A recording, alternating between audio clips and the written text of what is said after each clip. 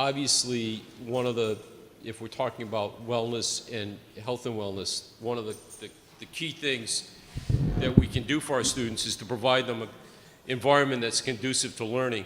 So there is another study being undertaken by RIDE. The last one identified 1.9, I believe, billion dollars in necessary upgrades and repairs to public schools in Rhode Island. And 2 billion. Well, I said 1.9. I'm close. And there's a new study going on now that RIDE is going to report back out on. This is a coalition that is trying to build momentum to address that. The governor proposed in the fiscal 17 budget a year ago, $80 million referendum for school construction, which the legislature elected not to undertake. And I think a lot of you have suffered through the moratorium that the General Assembly imposed for several years on school construction. So I'm going to let Lisa explain the coalition, their aims, their goals, and how you can get involved. Lisa? So this coalition, like Mr. Duffy said, is dedicated to repairing our school buildings, and as we all know, it's an incredibly complicated issue. When we began, we wanted to look for a central location for information, resources, ideas to get us started. There isn't one. That's now us. Those are three crucial things: information, resources, and ideas. So in order to accomplish this goal of repairing our buildings, we need those things, right? As for information, we're working to compile as much of it as possible. How do school buildings affect health, academic performance, and finances in our communities? Resources. You are now my resources. I will be following up with all of you. How can we do this without information from valuable resources? And finally, ideas.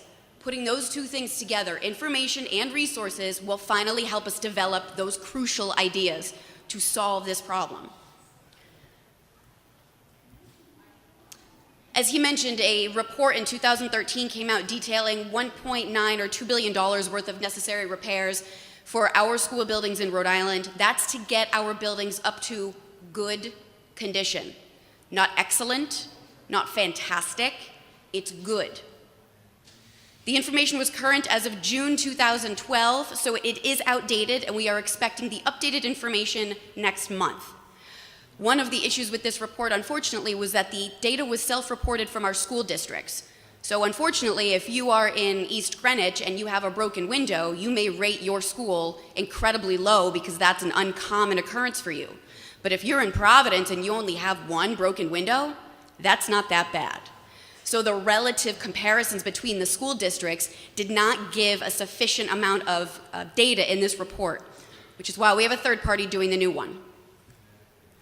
From that older report, the schools were rated 1 to 4, and you can see the schools that were rated 1 is the best, the good quality we're looking for.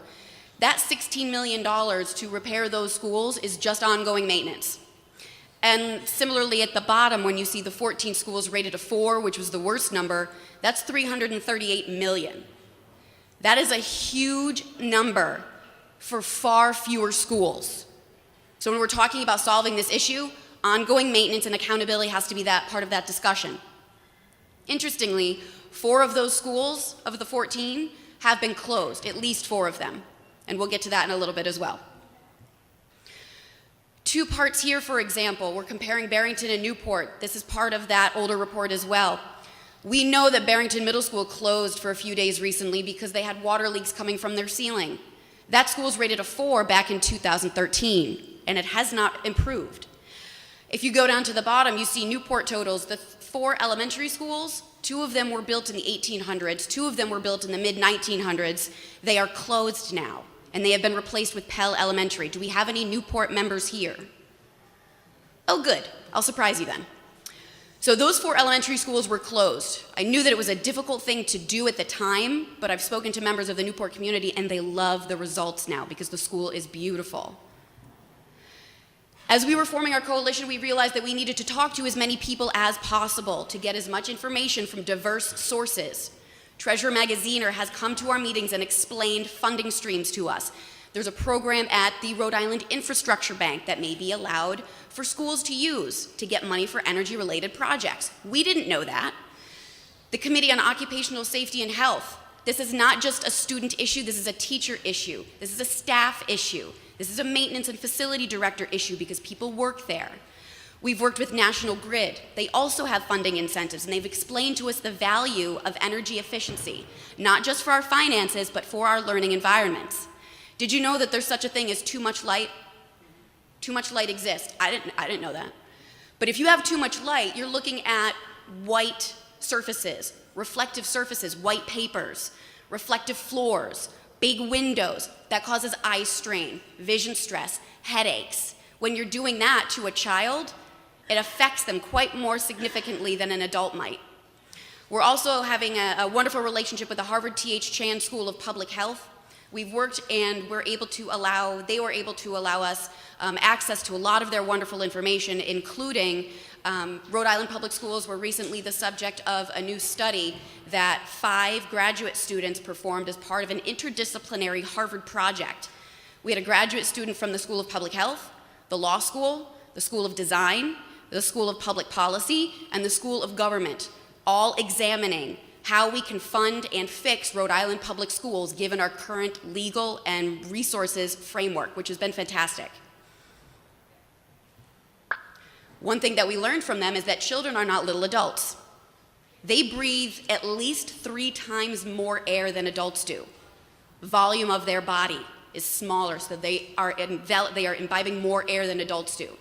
That means that when you have dirty vents, it affects them more. They're more susceptible to asthma, unfortunately, because of that. Acoustics are key. Who can hear the lights? It's a small, low hum, maybe that fan, you can hear the fan from the projector. Students have a hard time blocking that out. You know this. I'm not telling you anything you don't already know. But they have a harder time blocking it out because they're younger. Children are not little adults. They are affected by stimulus at a greater degree.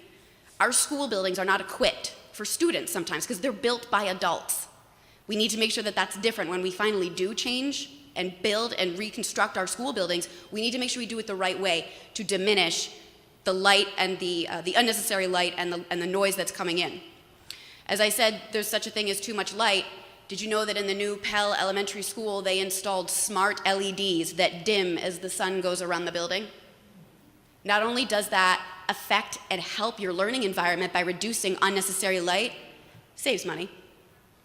Air temperature and air quality, that's a part of maintenance as well. Our vents need to be replaced, our HVAC systems need to be repaired, and it matters because, as part of another study we were exposed to, with every degree increase in temperature above room temperature, you are 0.3% more likely to fail a test. So if you're taking an exam on a 72-degree day versus an exam on a 90-degree day, you are 12% more likely to fail that test. Same student, same environment, the only thing is the air temperature. Sometimes in our school buildings, that's the difference between being on the first floor and the third floor on a same day. And that's crucial. The emotional impact. Students know what their buildings look like. I'm sure you've heard this before. But what they don't necessarily convey is how important must it be what we're doing in this building if the adults in my community let it look like this? My house doesn't look like this. This building doesn't look like that. That wouldn't be allowed in the halls of government. It wouldn't be allowed in the private sector. Why do we allow it in our school buildings? And it significantly impacts the validity of students' self-esteem. They do not feel that what they're doing is important. If we don't value their education, they won't either. Asthma has its own slide here because it's quite an issue. The childhood asthma rate in the state of Rhode Island is 40% higher than national averages. 40% higher. And that's the average of the state. That's not just looking at one community. That averages every single city and town in Rhode Island, and we are still 40% higher. That's because not only are some living conditions less than ideal, our schools are less than ideal. The average age is 61. Our schools are not ideal for our students, and they're making them sicker and sicker. We talked about sleep before. When you're sick, when you have asthma, it impacts your sleep, absenteeism, and academic performance. That's obvious. What may be less obvious is that maybe you don't have asthma. Maybe your child doesn't have asthma. But what if a child's sibling has asthma? And you're 7 years old, and your 9-year-old sibling has an asthma attack in the middle of the night. You think mom and dad are going to leave you home while you go to the ER? No.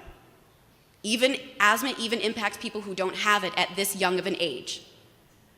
Triggers include extreme temperatures, hot and cold, mold, dust, pests, air quality. All of that goes back to our buildings. Get the harmful contaminants out of the buildings, which includes cleaning products as well. Other things we have learned, energy efficiency can't be ignored. It improves learning environments, helps us save some money. The Rhode Island Infrastructure Bank that I mentioned when Treasurer Magaziner spoke to us has a fund, the Efficient Buildings Fund. There's a bill up at the State House right now. It was introduced by Teresa Tanzi on the House side and Senator Pearson on the Senate side.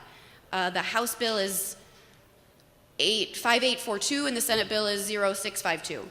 One of them was also heard on Thursday.